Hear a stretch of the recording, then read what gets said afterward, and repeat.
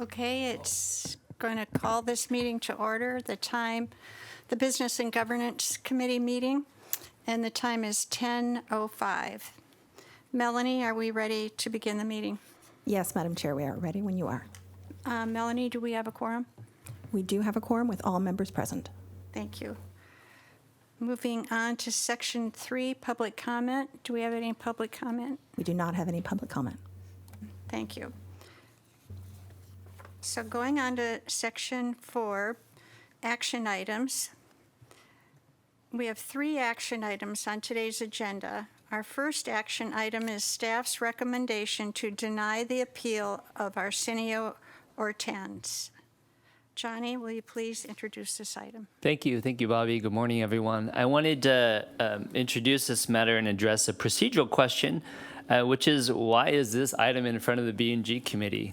If you recall, it's a good question. In November, at the recommendation of the Disability Committee, they granted Mr. Artanez's disability retirement benefit, and that's not at appeal today. That is a final award. He will get a disability benefit. What Mr. Ortanez is appealing is when is the effective date of that disability retirement benefit. And that decision is governed by Rule 7.180. As you know, this committee is in charge of reviewing, amending, changing board rules. Also, the appeals policy says that this committee will hear any staff decision, quote, regarding the effective date of a member's benefit. Accordingly, staff thought it was appropriate this as an operational business issue that this appeal should be in front of the B&G committee. Now, in fairness, this is a matter of first impression. We have not in recent history had a member appeal this rule, which is clearly disability related. And I do think there is a fair reading could be said, well, maybe the disability committee could hear it. I've given you the reasons why I believe it is properly in front of this committee. And if the chair in this committee agrees, then we would like to proceed. Do we have any comments? Chris? No, only that I did get in touch with Johnny, and we had a conversation about this, and I do think it should have been in front of disability, but here it is, and all the members of the disability committee are here, so I think we can probably figure it out. Is that a two-for deal? Does everybody agree? Yes. All right. So, Johnny? Thank you. With that, I'd like to turn it over to Susan St. John to discuss the merits of the matter. Okay. Good morning, everyone. As Johnny referenced, that this is an appeal from Mr. Ortanez to change the effective date of his industrial disability retirement. The board approved his industrial disability retirement in November at the board meeting. He is requesting that the effective date be changed from January of 2025 to the date of completion of his retirement application, which was in March of of his service retirement, which was March of 2021. Under Board Rule 7.180, the latter of those two dates should be the effective date, which was the date the board approved. And that is what staff supports, and that is what it is currently. The reason that Board Rule 7.180 should stand, and I believe Johnny did a staff report on this that is in your material, is for consistency and to ensure that all members are treated fairly, that they are given a benefit either while they're for service retirement or for disability. Mr. Ortanez did receive a benefit during this entire time in that he was service retired until the point that his industrial disability retirement was approved. And with that, I'm happy to answer any questions. Susan, could you refresh our memory as to why this took so long to, from 2022 to 2025 to resolve? Sure. Yeah. So Mr. Ortanez retired in 2021. He then missed the filing deadline, which would have been under Board Rule 7.3 of 2023. He asked the board to waive that deadline, which the board did. He was having ongoing treatment for his cancer. He then filed for industrial disability later, which is the date that's referenced in here, and then the board then approved it. So that was why there was a delay. Paul, I'm reading his, so Mr. Ortiz, he talks about, here, he talks about in 2021, amid aggressive cancer treatment, rendering him permanently incapacitated from his duties, including a throat surgery and other treatments in 2021. And this is, we have that one member who we keep reaching out to, going back to the reports, who I can see how, talk about fairness and when to start the disabilities. These seem to be two completely different situations where one is incapable of showing up, and we have the other who's just not responding. Just something I'm thinking about.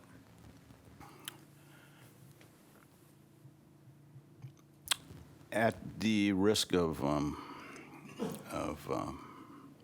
hearing later about this from the chair, I would like to reference Cheech Marin and Tommy Chung, also known as Cheech and Chong. Years ago, these two stand-up comedians had a skit in which one of them played a person who was a torturer and the other the person he was torturing. And the torturer said, "Sign the papers." And the person being tortured said, "I cannot sign the papers." This went back and forth several times, and ultimately the torturer said, "Why can't you sign the papers?" And he said, "Because you've broken both of my hands." Dark humor. But Mr. Ortiz, and I wish he had put something in so we could pronounce his name correctly, because I guess we all we all have a different pronunciation, but he's not asking us to ignore board policy. He's asking for us to waive policy in his particular situation, which he suggests is different from the norm. Why does he say it's different from the norm? He says that he was unable to apply for disability retirement when he applied for service retirement. And staff says, okay, we're sympathetic to that, but we recognize the importance of following the board rules, which we last discussed in September. And I unfortunately acquiesced on the maintenance of the rules as they are, but that doesn't mean we can't waive them depending on the circumstances. So what does Mr. Ortiz say? He says, due to extraordinary circumstances beyond my control, specifically the debilitating effects of my cancer diagnosis, treatment, and recovery, I was physically and mentally incapacitated from filing earlier. I retired from city service on March 21, 2021 amid aggressive cancer treatment that rendered me permanently incapacitated for my duties. This included diagnosis and initial treatments beginning in early 2021, leading to my separation, major throat surgery, total laryngectomy in June 2021, which immediately impaired my ability to communicate, eat, and manage daily affairs. A 3-year recovery involving chemotherapy, radiation, speech rehabilitation, and ongoing medical monitoring, during which I was bedridden for months, experienced severe fatigue, cognitive fog from medications, and relied on family caregivers for basic needs. Then he refers to the medical records that confirm his incapacity. So Mr. Ortiz says, while Board Rule 7.180 provides a default framework, it does not preclude equitable exception for delayed applications caused by the disability itself. And staff has pointed out that in his application, he mentions a number of legal rationale that really doesn't hold water from a legal standpoint from staff's perspective, and I don't disagree with that, because I don't know. But I think Mr. Ortiz is absolutely correct that we, as a group, have the right and authority to waive policy when appropriate. And if there was ever a time that it was appropriate, this is it. From my perspective, the guy couldn't do it.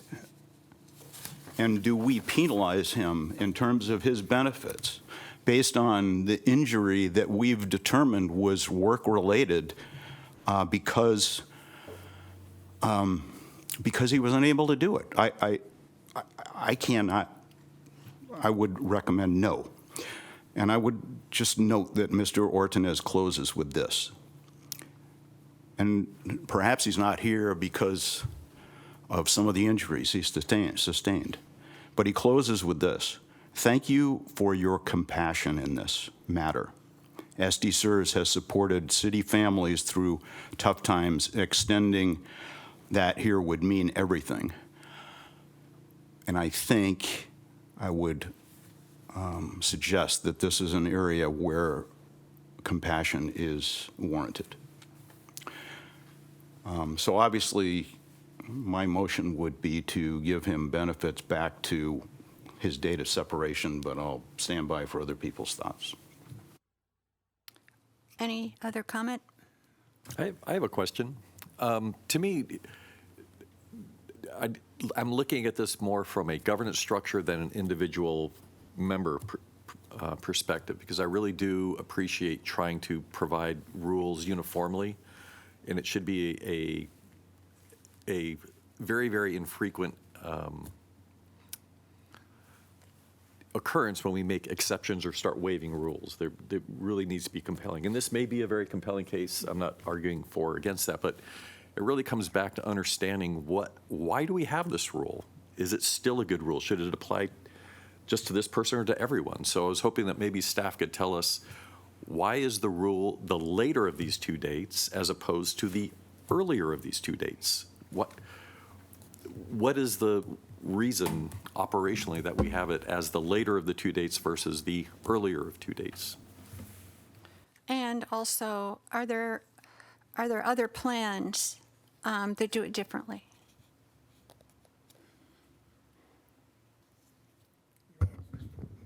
Thank you. Well, I wanted to cite again to Johnny's memo from September 11th, 2025 that is in your board materials, because it is pretty thorough as to the basis for Board Rule 7.180. And thank you, Greg, for that question. It discusses in part that and analogizes to SERL, because staff researched SERL, and I'll cite to this where it says the statute helps ensure the employee is receiving some income either from their employer or the retirement system. Additionally, the reason for the board rule is to ensure that there's not overpayments that occur and to minimize overpayments, and for tax issues as well. So there is a basis that Board Rule 7.180 was created to minimize those issues. And as far as other systems, with SERL, any county employment retirement system would utilize that same system. So It would be effective as of it would, the date of... the date of the, excuse me, it would be similar in that they would use the later of the two dates. It would be the same as what we're suggesting.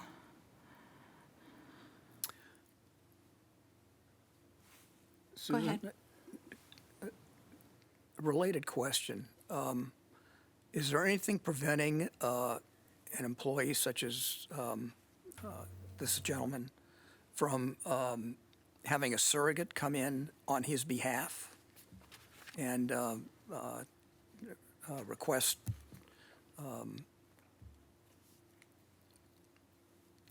final ruling? I mean, why does the individual need to physically show up? If he's incapacitated, can he appoint a surrogate to stand in his stead? He was provided notice to be here, and I know that he communicated at least via email. So I have no knowledge that he was going to be here or not be here. He was provided notice. Therefore, as far as your question, as far as a surrogate, I might defer to Johnny as that's, I think Paul's asking Unusual. about with the original application for disability retirement. Isn't that what you're Yeah, asking? yeah. He's asking, in other words, way back when Ortonez separated from employment and retired, was he the only one who could have applied on his behalf for disability retirement, or could he have designated somebody else to apply? I can take that. thank you. Yeah, you can have a power of attorney apply on your behalf if a person's unable to apply themselves. Do you know if Ortiz was availed that opportunity? I don't. I just know from his statement that he wasn't able to do so. I can understand why he Yeah, I think he had denied coming in, yeah. a lot yeah. going on, Yeah, so yeah. that's all I have. There's nothing in the rules today preventing somebody from appointing a representative on their behalf. Yep. He thank just you, Johnny. chose not to do it. Or either he may because not have known. He may not Yeah. have known, or he opted not to do it, yeah. Or don't he know. was so sick that he That he wasn't didn't- able to really think these kinds of things through, which I think is more to the point. And to Greg's point, we had this discussion in September, and I have to say I didn't imagine we were going to have a case like this come forward, so soon afterwards. And I do think it's worth exploring again, even though we did it recently. But obviously, we're not here to, even though it's B&G, to amend the policy today. It's just a question of should it be waived or not in this particular, are there circumstances such that it should be an exception to the policy? And I think the fear would be that we're not consistent. We're not doing it consistent. And I did ask earlier this month, I asked how many others would have been in the same situation. And since the year 2020, there were 11 others similar to this. I mean, not the same circumstance, but the date at which it would have been effective. Right, but I think staff's primary goal on this policy really doesn't relate to a circumstance like this. It relates to a general concept that you separated from employment, and then 6 months later you decided, oh, maybe I'll apply for a disability retirement, right? And you could have done it all along, and you chose not to do it during that period. Should we backdate it to that point? And I think the intent of the policy is a decision, no, we shouldn't under those circumstances.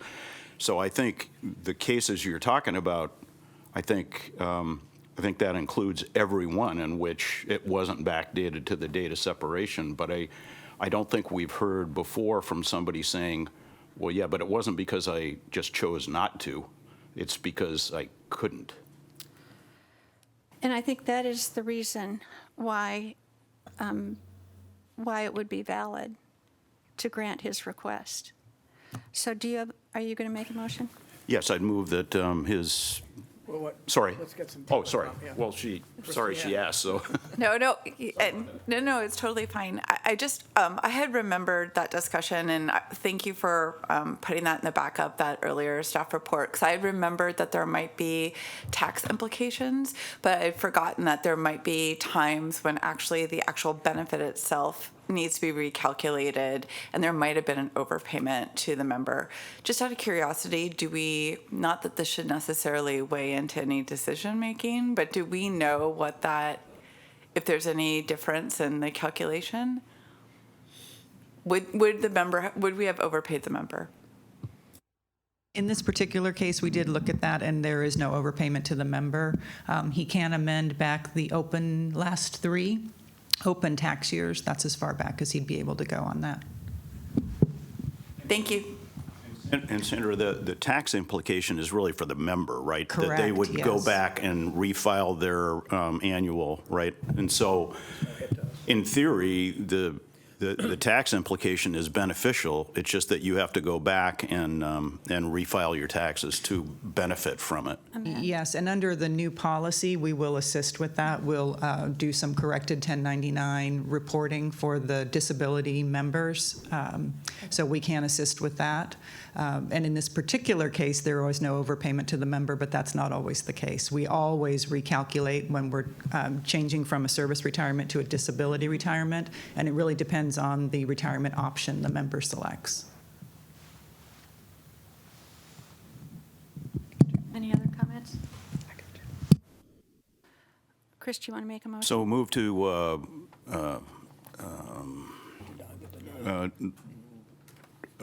make Mr. Ortinez's retirement retroactive to his date of separation, his disability retirement retroactive to his date of separation. Or date of, Service retirement. Isn't it the same thing? I don't know. Service retirement, sorry. is that correct, staff, the motion? Yes, that is what Mr. Ortinez wants. Yeah. Mr. Brewster, would you mind reading that out one more time? It's I barely figured it out the first time. making his date Oh. disability retirement effective on the date he service retired. I might have paraphrased, but I think you'll like it. That's fine. Rosie would be taking me out to the woodshed right after this meeting for doing that, but, Or she's listening, I'm sure. Would you mind just taking a peek and letting me know if it oh, yeah, meets your sorry. approval? Wait. It's right down there. Well, here it is. Yep. Thank you. I'll second it. Oh, I had to move it, right? Oh, well, you moved, that's fine. Whatever, all good. Ready to vote?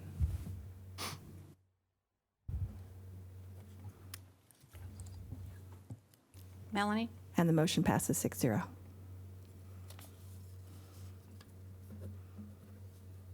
Great. Thank you. And thank you, Chris, for bringing that up. Moving on to number 2.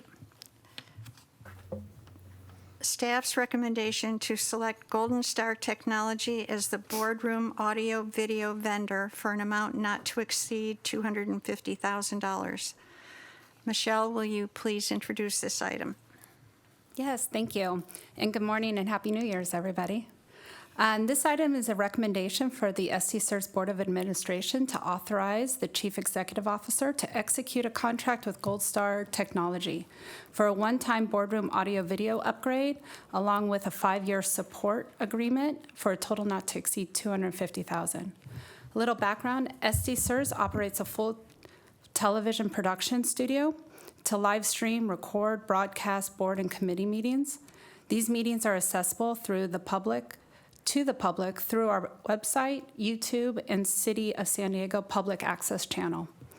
SDCERS began AV production for full board meetings in 2005, and since then, capabilities have evolved significantly as broadcasting technologies have advanced, and industry best practices recommends reviewing and refreshing AV equipment and environments every 5 to 7 years. The last upgrade in the SDCERS boardroom was February 2016. The scope of this project is to modernize the boardroom's audio-video infrastructure to ensure all services or all systems operate on a consistent and current bandwidth specifications. This will result in a more stable and reliable environment. The IT management team conducted a competitive RFP process and received 4 qualified proposals. 2 finalists were identified, and Golden Star Technologies was selected based on its strong local presence, their approach to system management, and their long-term support services. While this project was initially planned to be a phased multi-year effort, experts recommend that we support a single comprehensive implementation to reduce the risk and improve the integration into our systems and deliver a more long-term value. This approach then exceeds the total value that we proposed in the current fiscal year's capital allocation, but this does provide a more effective, durable solution. Staff is confident in Gold Star's Technology's ability to deliver this project on schedule and within budget, and therefore recommends approving this action item. Happy to answer any questions.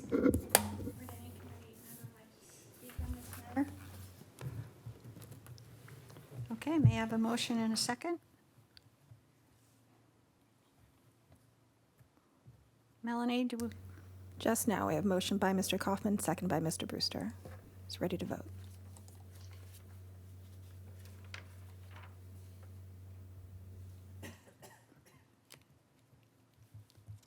Mr. Brewster. Waiting for Chris. And the motion passes 6-0. Great. Thank you. Moving on to number 3, staff's recommendation to amend the Chief Executive Officer Charter, the appeal of staff decisions regarding the benefits policy, the conflict of interest policy, Public Records Act policy, and Division 2 of the Board Rules on Contributions. Johnny, will you please introduce this action item? Of course. Hi, everyone. You have staff's recommendations. The red lines are provided to you. My cover memo highlights the substantive changes. Of note, the recommendations to the CEO charter are Mr. Brewster's recommendations, which staff supports. Thought it was appropriate that Greg not make his own recommendations to his own charter. I do want to highlight, too, the changes. If you look at the conflicts of interest policy, there's a lot of red line there, and that's to comport to SB 852. Tomorrow, the full board will get a short training on what that means to you. Essentially just means you file your Form 700 somewhere else than the city, instead with the FPPC.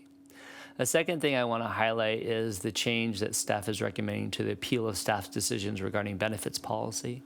That policy not only governs how we deal with these hearings in front of this committee, but it also is an educational piece to our members. What are they appealing? How do they appeal it?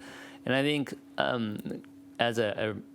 to help inform the members, staff wanted to provide information that this board really has to follow the plan documents. It can't grant everything under the sun, and so hopefully that's a good educational piece. I'm going to walk over to this other computer. Mr. Brewster kindly provided in advance his red line changes to what staff is proposing. So the proposed changes by staff for the first paragraph, and Mr. Brewster would like to change the second 2 sentences, which staff supports. Would you like to comment on those, Mr. Brewster? I won't beat a dead horse if staff supports it. I can just mention that I think we had a conversation a couple meetings ago about this question of should we allow members to appeal even if the law would not allow us to uphold the appeal? And there was quite a bit of discussion about did we want to allow that or not? And ultimately, the board decided that it did want to allow that, to allow the members to express themselves, even in cases where it was assumed in advance that we might not be able to accommodate their request. I'm just suggesting some kinder, gentler language. No, that's not correct. I'm trying to propose some language that makes it clear that ultimately it's up to the board to determine whether the law precludes the remedy they request. And so, yes, there are controlling laws, but ultimately they're welcome to come to us, and we'll make that final determination. But thank you. I'm glad that staff supports it. With that, this would require a first and a second. I had one question. The way it's written in Chris's language, at first where it says staff will communicate to members, you're talking about board members there, but then when members is used below, you're talking about plan members, right? No, I think it's in other words, it's the member who wants to make the appeal. So in both cases, it's a member of SDCERS. Okay. Okay. And I think that's what staff was essentially Yes. recommending in the first place. This is just sort of a different approach to take with them. Okay. Thank you. So, Chris, do you want to make a motion? I move to approve all of staff's recommendations with the modification that that I've submitted. The one. That'll work. I'm sorry? We need a second. Yeah, but I don't think she got that in there yet. Or how do we do this? We did it. Or is this okay the way it is? I mean, it reads to If amend. this committee Oh, okay. understands what's going on, I think that's sufficient. Okay, thank you. All right, first by Chairwoman Spoon, seconded by Mr. Brewster. Ready to vote.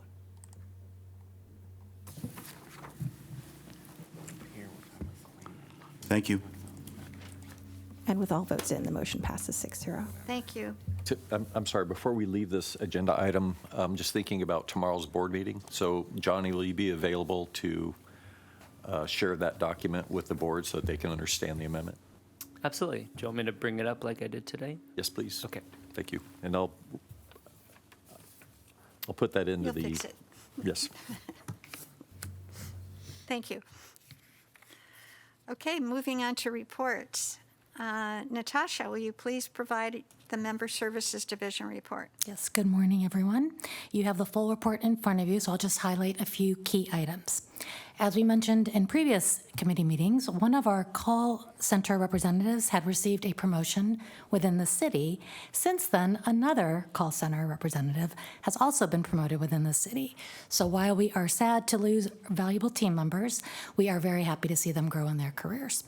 At the same time, we've begun screening applications to fill those open positions, so I want to thank our HR team for helping us with this. As expected, the temporary staffing gap has had a small impact on call wait times. Our average wait time in December was about 1 minute and 40 seconds, which is roughly 10 seconds above our 90-second goal. So even with these recent vacancies, the team is doing a great job, and we are moving as quickly as we can to get these positions filled. I also want to update you on our communications. As part of the action plan and board direction, we are continuing to modernize how we communicate with members, particularly through expanded use of email. Chris is going to jump up and down now, as we are. This approach allows us to deliver critical information more quickly, reduce mailing costs and delays, improve security and accuracy, and support a long-term transition to a more digital approach. Phase 1 is going to focus on using our existing member email database for both required transactional emails and optional communications such as newsletters and informational updates. We are working with IT to build the capability to send mandatory transactional emails directly from the portal. Timing is still being determined as this requires portal reprogramming and must be balanced with other high-priority IT projects. For voluntary communications, we'll be using a third-party email provider and looking at a spring-summer timeline with opt-out options. For example, newsletters would be delivered digitally with printed copies available upon request. Our plan is to explain this transition to our members in the winter newsletter. And we're going to encourage members to sign up for the portal and continuing, again, offering paper copies for those who prefer them. We're going to pivot if needed, but our goal is to better manage our communications and our resources more effectively. So I want to acknowledge Jessica and Victoria for their work on this, as well as Michelle and Norma for the countless discussions that we have had on this and in future discussions, because we're going to be working on this on an ongoing basis. And lastly, I am very, very excited to share that we are officially kicking off our website redesign project. So we're posted a link on our website. We have also reached out to our plan sponsors and asked them to send out an email to active employees.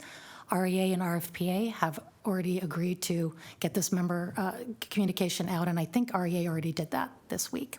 So thank you for your support. We're trying to get as much feedback as we can. And our goal is to complete the redesign by the end of this year. So Very excited. That's great.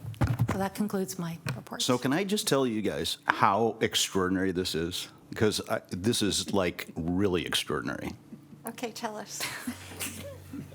Currently, as a retired member or for a member, you might get a couple of, I think you can sign up for 2 emails a year that tell you when the newsletter comes out and one other thing. Natasha and Jessica and I, a year ago this month, were in D.C. at a pension conference, and there was a whole section about communicating with members and how retirement boards communicate with members. And one of them was this really great speaker who just talked about how they communicate with their members all the time and talk about things that are changing and whatever it may be. And it was just sort of like an epiphany, like, hey, we could do that too, right? And so when you look at Natasha's report, where it talks about, think about the call center, right? It talks about top trending calls during the period were annual supplemental benefit. Yeah, because all the members, all the retired members went, am I going to get the annual supplemental benefit? Well, at the moment that this board approves that,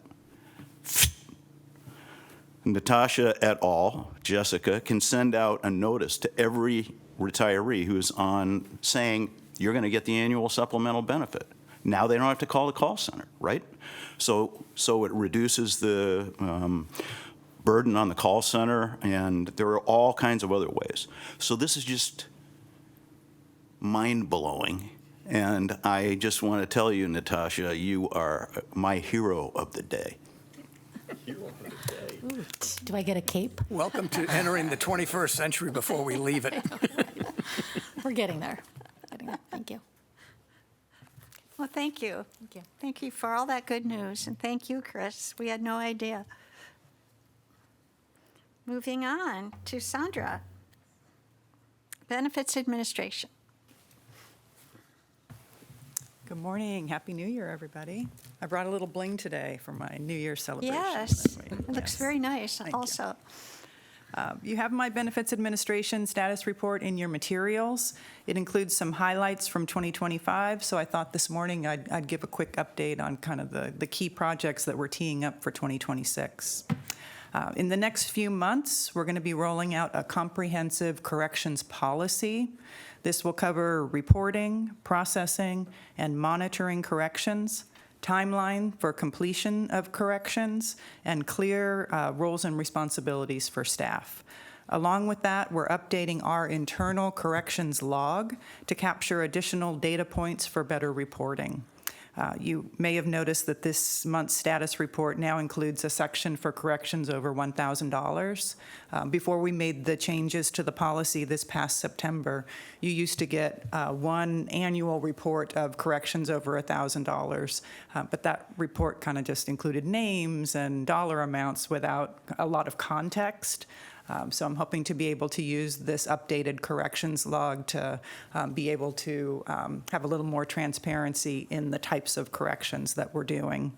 Unfortunately, this current corrections report just sort of continues to show the big categories of either benefit recalculations or contribution corrections, but now I'll be able, with the enhanced reporting, to be able to break those out a little bit better into kind of their underlying issues. We're also aware that the port is working on a comprehensive plan update. So we know that we're going to need to be ready to assist them when they are ready for our input. And beginning in February, we're going to start planning for testing the workflow updates that we're introducing into the IRIS system in March. Because workflow touches so many processes, we are expecting that testing will take a couple of months, and that'll bring us into the June period. And if the port's listening, hopefully that's when they'll ask for our input on the plan design. And as we prepare to launch SDCERS University this year, The team's been taking a fresh look at some of our core processes in collaboration with member services and the legal division. We've been reviewing policies related to final compensation calculations, reciprocity, and blended benefits, where members have service credit either within the plan sponsor itself, a general member service and safety service, and also blended benefits between our 3 plan sponsors. It is complicated stuff, but it's been great to see such strong engagement and thoughtful discussion within that group, or task force, as we call it. So overall, 2026 is really shaping up to be a busy year with strong focus on internal process improvements. And lastly, I just wanted to point out that in the section for corrections exceeding $10,000, the final port corrections that were related to audit findings are in this report, and a lot of those will drop off with the next report because they are now completed. Happy to answer any questions. Susan, just out of curiosity, how many business process rescopings or adjustments or documentations have you done so far, and how many do you have left to go? We have completed our, we have a template in place for all of them. We've completed our purchase of service process document.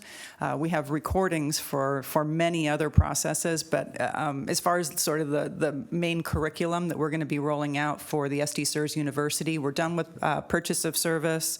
I understand that the kind of the big one that everybody wants to know, the benefit estimates and the benefit setups, is in the works. So that'll be another class that we will have, that we'll offer with SDCERS University. And then we also are going to be working on reciprocity. That one, I think, will be a little bit more of a lecture series. Good. Mm-hmm.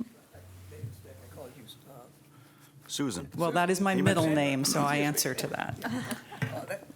That's a big step towards automation. Yes. Moving forward, yeah. Yeah. Very big steps, yeah. Yeah.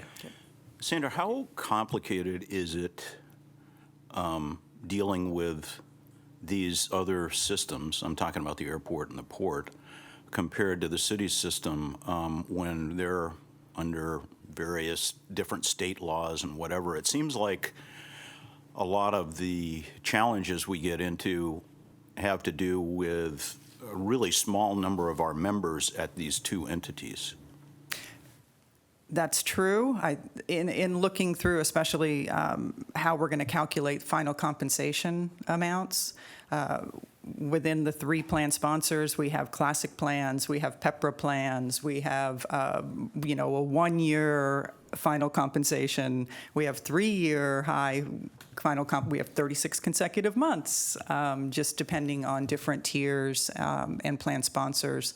The one thing that we really have not seen yet, and one of the areas that we're really focusing on, are these blended benefits. What does the final compensation look like when you've got people who have city time that is classic time that is not subject to the PEPRA caps, and how that works in conjunction. So we've been really hitting it hard with legal and fiduciary counsel and trying to figure those things out before we have people who retire. Yeah, it's just an observation that it seems like our staff has to be expert in essentially 2 different, completely different, well, I shouldn't say completely different, but very different systems. Mm. And we're serving a really small number there, where other entities along of their ilk are, signed up with CalPERS or whatever, and CalPERS administers the system. Mm-hmm. And I think it's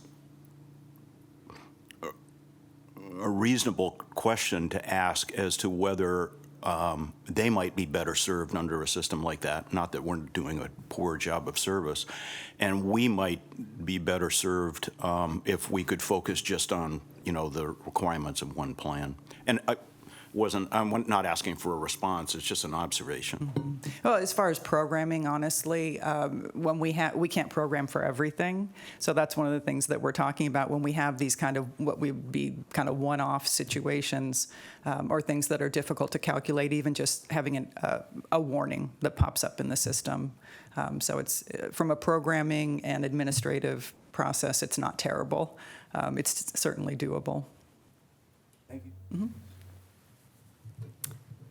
Thank you. I'm just amazed that you can keep track of all of it. I mean, The how many team does a different lot. tiers are there? 26? Yeah. Yeah.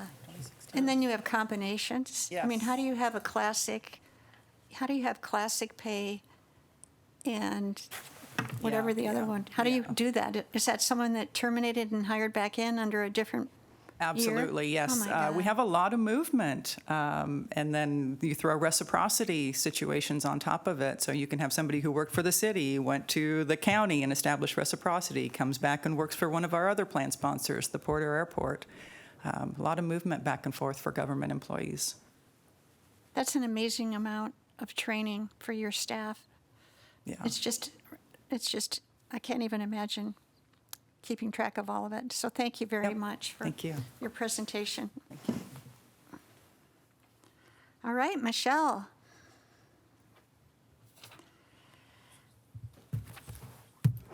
I hope we all passed the tests. All the board members passed the Oh, great, phishing okay. test this cycle. Thank you. Congratulations. Operationally, we had one open the email and click, but reported it themselves, voluntarily reported. So that's good. A lot going on in the IT world.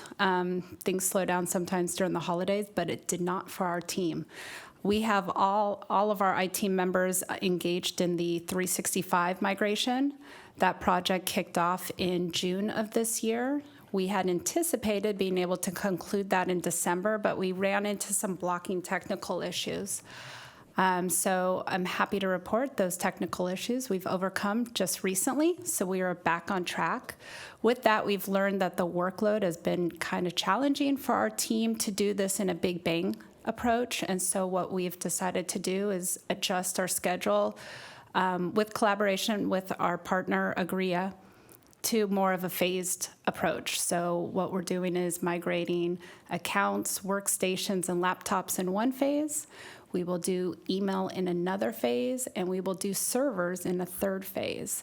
So all of these are being managed in separate efforts by Sean Kilpack, who's leading this project.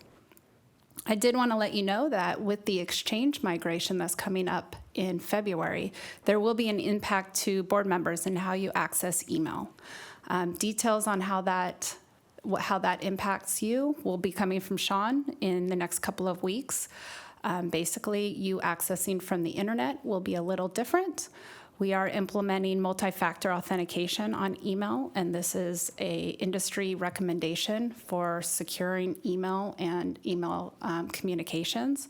So in the March meeting, we hope to meet with each of you and help assist you in setting up your accounts in that multi-factor world, and hopefully any devices that you want to also access from, those will be managed and registered within our environment so that we can have some better controls within that email environment. We also have a number of other projects going on. Sandra did mention the business process management. This is the workflows within IRIS. This has been moving along well. This is being managed by Norma Frank, our application services manager. This project is on schedule and on budget and expected to conclude by the end of this fiscal year. Microsoft always keeps us on our toes with operating system updates, so we are working on workstation and server updates, and that is expected to conclude by the end of this fiscal year as well. Lastly, I'll mention that within the strategic plan, we have the extension of our ZenSAR network contract. So SDCERS does continue to leverage the City of San Diego's master service agreement for technical services. This is specifically for workplace services and enterprise compute, which is desktop and server management, along with some other additional services. This arrangement allows SDCERS to benefit from pre-negotiated prices that the City of San Diego negotiates and tailor a contract that is specific to the SDCERS service levels. The original contract was approved by the board in November of 2021 for 49 months with an optional 2-year extension. So this is the first of 2-year extensions that we have opted for. And this concludes my updates. If there's any questions, I'm happy to answer those. Michelle, just a question about, I know that you prefer that SDCERS communication operate within the SDCERS ecosystem, so to speak, right, as opposed to private emails and so on. I mean, I've Correct. seen emails to that effect. What I have found is that, you know, each of us as board members have an email box, but not all of us check them on a regular basis. And I understand that because people have a variety of different emails and there's not a lot that come out in that ecosystem. Is there some way that a board member, for example, if an email is directed to their SDCERS email box, can be notified so that they can go to that box to see what the mail is? Yeah, I'll let you know this isn't a security concern. It's more of a privacy concern that Okay. you don't put your personal email up for public records requests and doing SDCERS business with a personal account. Can there be notification to your email? I'm sure that we can set that up. I can check with our team and see what kind of notification.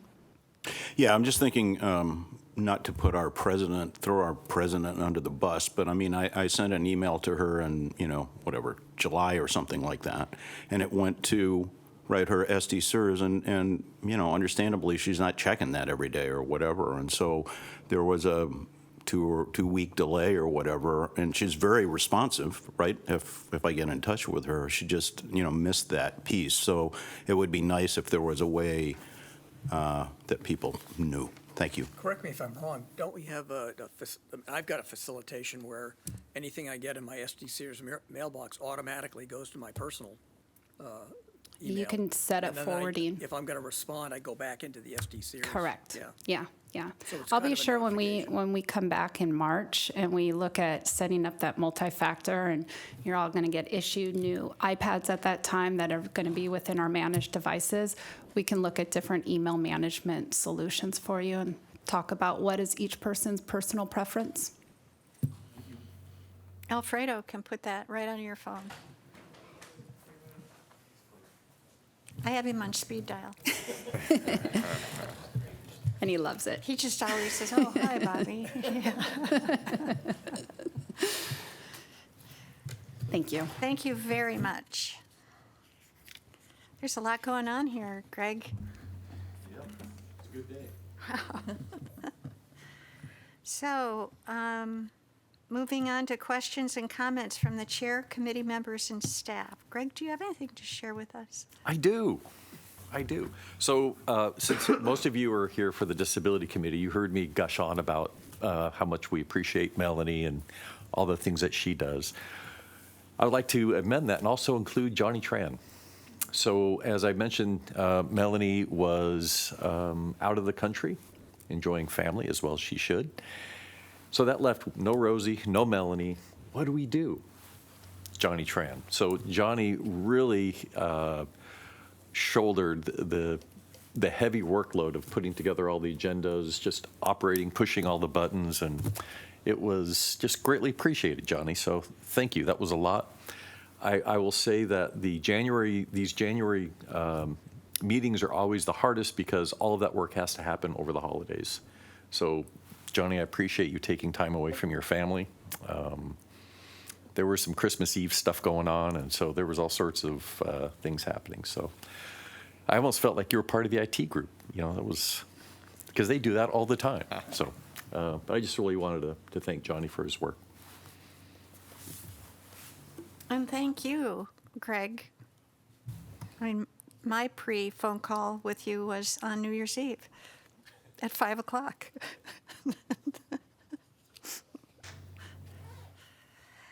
All right, so do we have any comments or questions from committee members? I do want to thank Johnny and Melanie for stepping in and helping run our meeting today. And Johnny, I'm very impressed that you got all of our materials together. Me too. You have a backup now in Yeah, case you yeah. decide that you don't like lawyering. But thank you very much. It was very well done, and I appreciate that you did it all over the holidays. And Melanie, you must be sleepy. You're Good so far. Yes. She flew in from Europe yesterday, 36 hours ago. 36 hours ago. Well, thank you for being here and taking care of all the changes today. And thank you both for being so flexible with us. Do we have any closed session? We do not. Nope. Okay, then I think that's it, right? That's it. We've come to the end of our agenda. This meeting is adjourned. Our next B&G meeting will be Thursday, March 12th at 9:15, right here. Thank you. Thank you, Bob.